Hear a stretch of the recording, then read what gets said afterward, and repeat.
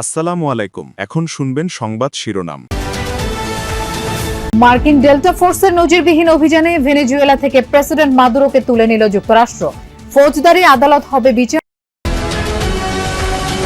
বাড্ডা ভাটারায় 2 যুবক হত্যার ঘটনায় এখনো কুল কিনারা করতে পারেনি পুলিশ। সিসি ক্যামেরার ফুটেজ বিশ্লেষণ করে চলছে খুনিদের ধরার চেষ্টা। পর্দা উঠল ঢাকা আন্তর্জাতিক বাণিজ্য মেলার। রফতানি পণ্যের নতুন বাজার তৈরিতে ভূমিকা রাখার আশা। পেপার ও প্যাকেজিং শিল্পকে বর্ষপণ্য ঘোষণা। সিসিআই এর নির্দেশনার পর মোস্তাফিজকে দল থেকে বাদ দিল কলকাতা নাইট রাইডার্স। কট্টর হিন্দুত্ববাদী সংগঠনের বিরোধিতার মুখে এলো এই সিদ্ধান্ত। আসসালামু আলাইকুম। এতক্ষণ শুনছিলেন সংবাদ শিরোনাম, এখন শুনবেন বিস্তারিত। ভেনেজুয়েলায় স্পেশাল ফোর্সের অভিযান চালিয়ে তুলে নিয়ে যাওয়া হয়েছে দেশটির প্রেসিডেন্ট নিকোলাস মাদুরো ও তার স্ত্রীকে। অভিযানের সময় রাজধানী কারাকাসের বিভিন্ন স্থানে অন্তত 7 দফায় ক্ষেপণাস্ত্র এবং রকেট হামলা চালানো হয়। মার্কিন প্রেসিডেন্ট ডোনাল্ড ট্রাম্প মাদুরো এবং তার স্ত্রীর আটকের বিষয়টি নিশ্চিত করেন। অজ্ঞাত স্থানে যুক্তরাষ্ট্রের হেফাজতে রয়েছেন তারা। শিগগিরই তাদের যুক্তরাষ্ট্রে ফৌজদারি আদালতে বিচারের মুখোমুখি করা হবে বলেও জানানো হয়েছে। যুক্তরাষ্ট্রের আগ্রাসনের তীব্র প্রতিক্রিয়া জানিয়ে প্রতিরোধের ঘোষণা দিয়েছে কারাকাস। স্থানীয় সময় রাত 2টার দিকে হঠাৎই একের পর এক বিস্ফোরণে কেঁপে ওঠে কারাকাস। কিছু বুঝে ওঠার আগেই ভেনেজুয়েলার রাজধানীর আকাশে দেখা যায় বিভিন্ন ধরনের সামরিক হেলিকপ্টার। এসব সামরিক হেলিকপ্টারে ছিলেন ডেল্টা ফোর্সের সদস্যরা। মার্কিন এই বিশেষ বাহিনীর অভিযানে অংশ নেয় কোবরা, অ্যাপাচি, চিনুক সহ বিভিন্ন ধরনের হেলিকপ্টার। রাজধানী সহ দেশটির মিরান্দা, আরাগুয়া, লা গুয়ারা সহ বেশ কিছু গুরুত্বপূর্ণ এলাকায় চালানো হয় অভিযান। বিভিন্ন পাল্লার ক্ষেপণাস্ত্র এবং রকেট দিয়ে চালানো হয় হামলা। তবে দেশটির দক্ষিণের 2টি প্রধান ও কৌশলগতভাবে গুরুত্বপূর্ণ সামরিক ঘাঁটি ফুয়ের্তে টিউনা এবং লা কার্লোতা ছিল এই অভিযানের প্রধান টার্গেট। হামলার ফলে বিদ্যুৎ বিচ্ছিন্ন হয়ে পড়ে ঘাঁটি দুটির আশেপাশের এলাকা। আতঙ্ক ছড়িয়ে পড়ে বাসিন্দাদের মাঝে। অভিযানকে ঘিরে বিশ্বজুড়ে যখন শুরু হয় তোলপাড়, তখন আসে মার্কিন প্রেসিডেন্ট ডোনাল্ড ট্রাম্পের ঘোষণা। জানান, ভেনেজুয়েলায় সামরিক অভিযান চালিয়েছে মার্কিন বাহিনী। আটকের পর দেশের বাইরে নিয়ে যাওয়া হয়েছে প্রেসিডেন্ট মাদুরো এবং তার স্ত্রীকে। ভেনেজুয়েলার বিরুদ্ধে বড় আকারের হামলা চালানো হয়েছে। এই হামলার পর দেশটির প্রেসিডেন্ট নিকোলাস মাদুরো ও তার স্ত্রীকে আটক করা হয়েছে। ভেনেজুয়েলার প্রেসিডেন্ট নিকোলাস মাদুরো এবং তার স্ত্রী বর্তমানে যুক্তরাষ্ট্রের হেফাজতে রয়েছেন। শিগগিরই তারা দেশটিতে ফৌজদারি অভিযোগে বিচারের মুখোমুখি হবেন বলেও জানানো হয়। এদিকে যুক্তরাষ্ট্রের বিরুদ্ধে লড়াই চালিয়ে যাওয়ার ঘোষণা দিয়েছে ভেনেজুয়েলা। নিজ ভূখণ্ডে যুক্তরাষ্ট্রের আগ্রাসনকে অবৈধ আখ্যা দেওয়া হয়েছে। প্রেসিডেন্ট মাদুরোর জীবিত থাকার তথ্য প্রমাণও চেয়েছে কারাকাস। রাজধানীর বাড্ডা ও ভাটারা এলাকায় নৃশংসভাবে 2 যুবককে হত্যার 5 দিন পরও রহস্যের কুল কিনারা করতে পারেনি পুলিশ। মঙ্গলবার নাজমুল হক নিয়াজ নামের এক যুবকের গলাকাটা মরদেহ নিজ বাসা থেকে উদ্ধার করা হয়। পরের দিন এক আইনজীবীকে পিটিয়ে হত্যা করে দুর্বৃত্তরা। সিসি ক্যামেরার ফুটেজে সন্দেহজনকদের দেখা গেলেও এখনো কাউকে আটক করতে পারেনি পুলিশ। সিসি ক্যামেরার ফুটেজে দেখা যাচ্ছে টিভি মনিটর হাতে নিয়ে হেঁটে যাচ্ছেন এক ব্যক্তি, সাথেই সবুজ রঙের জ্যাকেট পরা আরেকজন। মূলত নিয়াজকে হত্যার পর বাসার টিভি খুলে নিয়ে এভাবেই বের হয়ে যায় খুনিরা। বাড্ডায় একটি বেসরকারি প্রতিষ্ঠানে অ্যাকাউন্টস ম্যানেজার পদে কর্মরত ছিলেন নাজমুল হক নিয়াজ। পুরাতন থানা রোডের এই বাসায় ভাড়া থাকতেন স্ত্রীকে নিয়েই। 1 সপ্তাহ আগে তার স্ত্রী বাবার বাড়িতে গেলে মঙ্গলবার অফিস শেষে সহকর্মী রাহুলকে নিয়ে বাসায় যান নিয়াজ। কিছুক্ষণ পর সে সহকর্মী বেরিয়ে গেলে কে বা কারা প্রবেশ করে তার বাসায়। সেদিন রাতেই নিয়াজের গলা কাটা মরদেহ উদ্ধার করে পুলিশ। ফোন যাচ্ছেই না, মানে সেটা মেসেঞ্জার, হোয়াটসঅ্যাপ, তার নাম্বার একটা, ফোন বন্ধ। তো যখন আমি এরকম 10টা থেকে শুরু হলো মাসব্যাপী ঢাকা আন্তর্জাতিক বাণিজ্য মেলা। উদ্বোধন করে বাণিজ্য উপদেষ্টা বলেছেন, বাংলাদেশ আজ বিশ্ব বাণিজ্যের গুরুত্বপূর্ণ অংশীদার।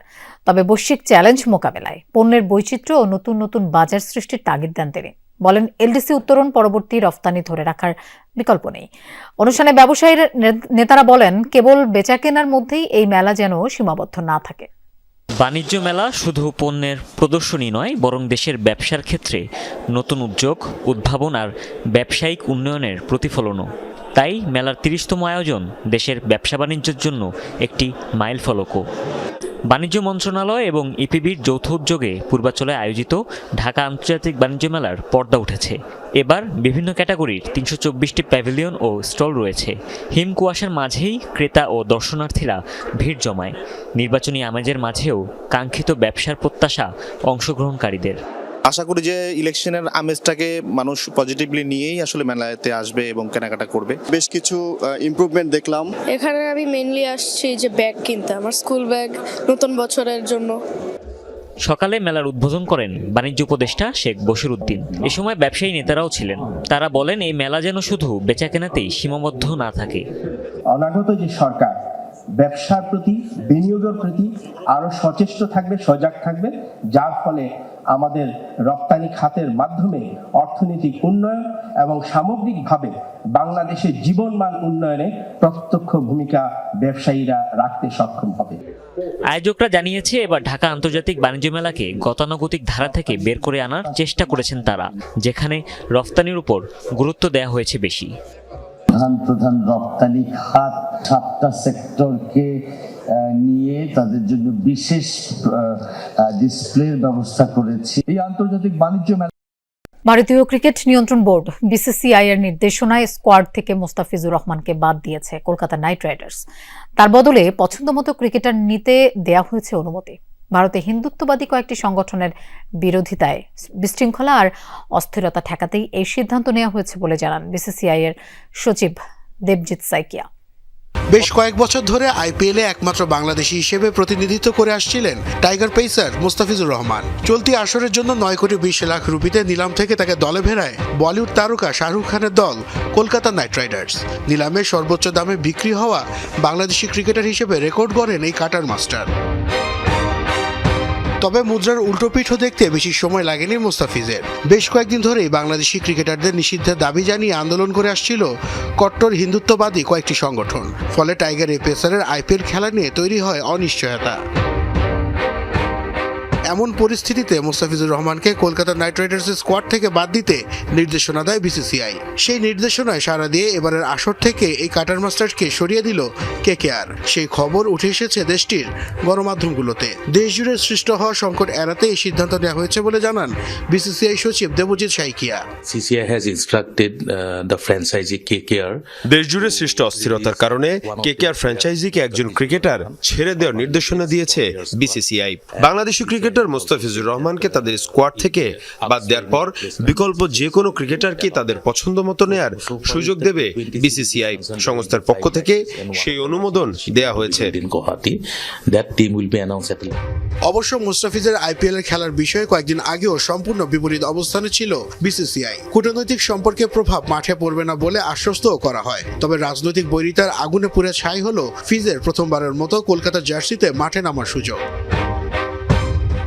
এই কাটার মাস্টারকে দলে নেয় বলিউড কিং শাহরুখ খানকেও ছাড় দেয়নি উত্তরপ্রদেশের কট্টরপন্থীরা। বিজেপি নেতা সঙ্গীত সোম অভিযোগ করে বলেন, দেশের মানুষের ভালোবাসা পুঁজি